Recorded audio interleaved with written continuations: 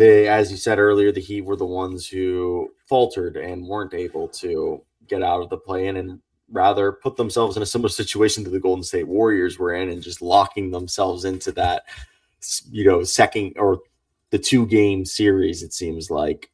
So what is the goal? Is it like strong finish, like get it into the playoffs, play 2 games to get down there, be the 8th seed, and maybe give someone a run for their money? What are your thoughts there? Like, what is a good finish to this year?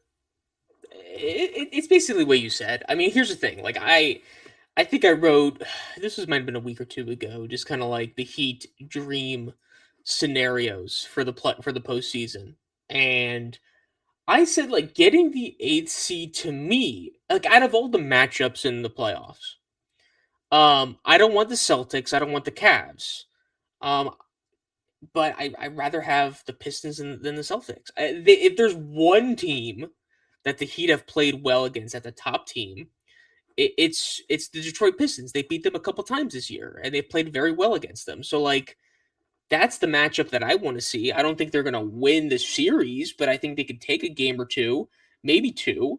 I think that's how you do it because you look at last season and there was some momentum when they were, the 10th seed. They were the first 10th seed to get out of the play-in.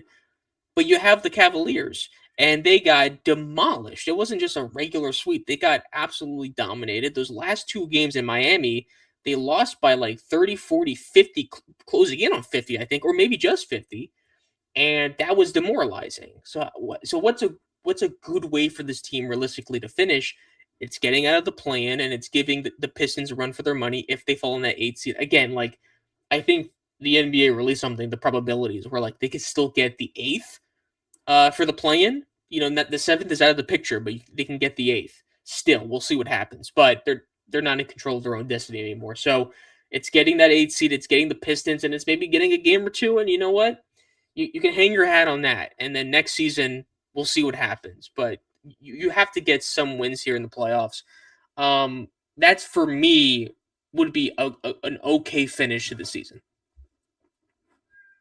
Yeah, I mean, like you said, the Pistons are probably the best matchup. Sam? Yeah, Zach, what are your thoughts about Eric Spoelstra and Khalil Ware's relationship? Like, we keep hearing about a lot. It reminds me kind of like the Steve Kerr and Kuminga thing, like where he just kind of like won't give him minutes, and then like I know Khalil says like the right things with media and stuff. He just kind of takes the high road and doesn't like criticize anyone, but I can tell by his body language like he doesn't like it. Like he's like kind of like I know the fans and even some of the media are like what's going on there? Like he seems like he's in a way like riding him a little too hard. Like like Yeah, no, like again, there's no doubt the whole coaching staff rides him hard.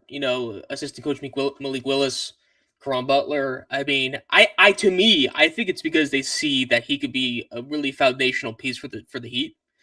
However, I think that we were talking about how to me, the Heat are outmatched against a lot of these teams because of size. Khalil Ware is kind of the solution, and he doesn't run it. So I think it's kind of like I'm very involved in seeing how Heat Twitter reacts to this sort of storyline. Unfortunately, because Heat Twitter could be a war zone out there. But I think like when you talk about that relationship, I think it's built on respect. I think it's built on this sort of old school mentality of like, we're going to challenge him hard and we're going to do this. Now, whether that translates to the current NBA, I think people have this sort of discussion about Pat Riley and Spoelstra having this old school mentality.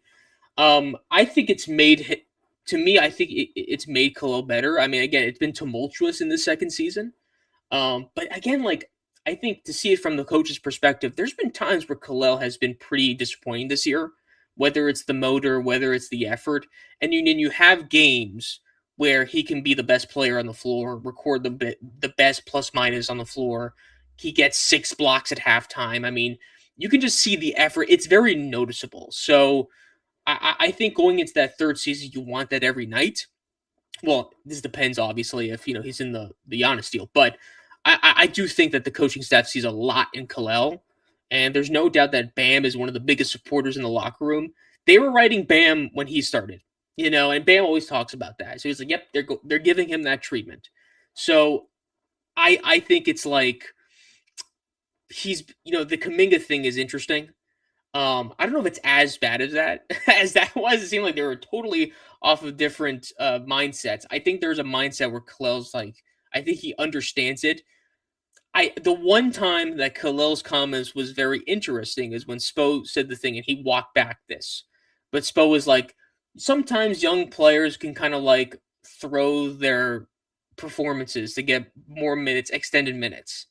And I think Khalil was like, that was kind of crazy, but whatever minutes I can get, I can get. So that was the one time where I think it was interesting. But other than that, listen, I think it's just challenging him, and I think it's kind of that old school coach mentality. That's me personally.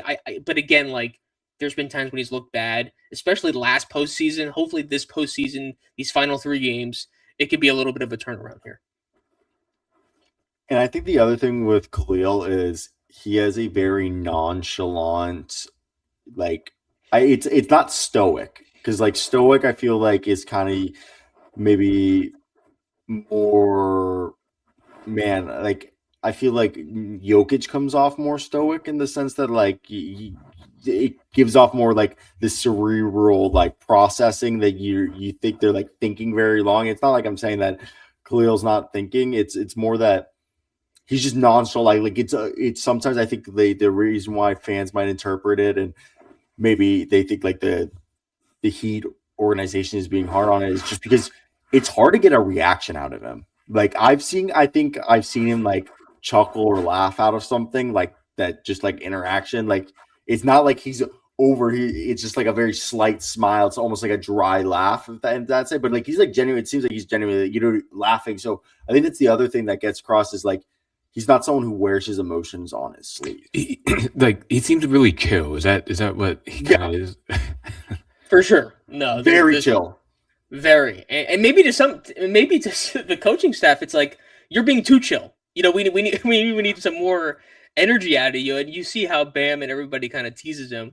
The biggest reaction I feel like we got on the floor was like when Bam dunked on him that one time, and that was kind of the one time you saw him really laugh, and you can see that sort of interaction. But again, like I think there's just I think Khalil has the mindset where he's like, listen, like I truly, I don't think it's like the media answer for him to say it. I think it's true that he feels that way, where it's like the coaches want the best out of him, so they're going to ride him. Now, it's going to be a tough journey to kind of get to those consistent extended minutes, but we've been seeing it more consistent now. So again, we'll see what happens. And listen, maybe he won't be here that much longer. I don't know, but I think he has a lot of talent, and I think that the coaching staff feels that way too. So yeah, it's a weird discussion.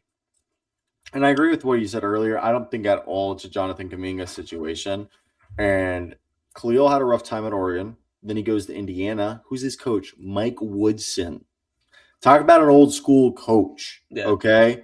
And he basically went from being a guy who, when coming out, I think it was like the number 1 recruit or one of the top recruits, killed his draft stock, goes to Oregon and becomes goes to Indiana from Oregon, becomes a first-round pick under an old school-minded coach. So I think this is the type of coaching he responds to. And again, I just think it's also most people don't hear or see a coach's relationship or interactions like I think Spo does with his players. So it's a lot more public accountability than other coaches would do.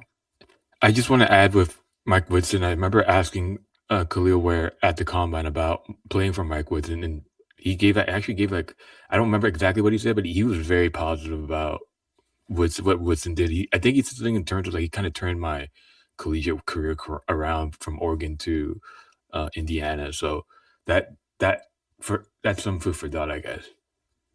No, just real quick. Again, I think that's kind of how it's going to be with Spo. I think down the line he's going to reflect on that, and again, how he feels. Again, like Bam has been open about like how he was coached by Spo his first couple seasons. You know what I'm saying? I mean, there was definitely like not a whole 100% positive reaction, but obviously you see their relationship now. Like, I would think that Bam is one of Spo's favorite players he's coached. I mean, just because of the leadership and the drive and everything like that. So I think they're using that on Kalel, and like you said, Mike Woodson was like that. So the positive reaction there, I think it's going to be the same with Spo. So, but we'll see down the line. But yeah, no, that's going to continue to be a storyline. There's no doubt about that.